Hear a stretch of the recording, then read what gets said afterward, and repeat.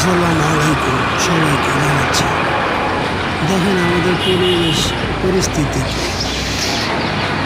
Kidney হসপিটালের সামনে অবস্থা দেখছেন। এখানে একটা ছোট্ট খাবারের দোকান আছে, আগে ছিল ফুডের উপরে, এখন নিচে নিয়ে পর্যন্ত গেছে। এই যে খাবারের দোকানটা, পরিস্থিতি দেখেন, মানুষের হাঁটার জায়গা নাই, কোনো কিছু নাই। হসপিটাল পাশ দিয়ে অসংখ্য ব্যবসা চলে গেছে, কেউ কিছু বলতেছে না। প্রশাসনও দেখতেছে, কেউ কিছু বলতেছে না। এটা কি আমাদের বাংলাদেশের পরিচয়?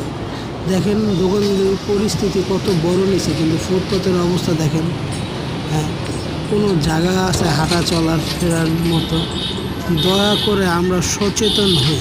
সচেতন যদি না হই, তাহলে যে পরিস্থিতি সামনে আরও খারাপ হবে, বুঝলেন ভাই? আসেন আমরা সবাই চেষ্টা করি। আমাদের ডক্টর ইউনূস গ্রামীণ ব্যাংকের সামনে পরিস্থিতি দেখেন। জানি না ভাই, আমার এই ভিডিও দেখলে কে কী মনে করে বা খারাপ। আমি কারো খারাপের জন্য বলতেছি না, আমি বলতেছি একমাত্র পরিস্থিতি, পরিবেশের কারণ। ভুল ত্রুটি হলে আমাকে মাফ করে দেবেন। আসসালামু আলাইকুম, দোয়া করবেন আমার জন্য সবাই।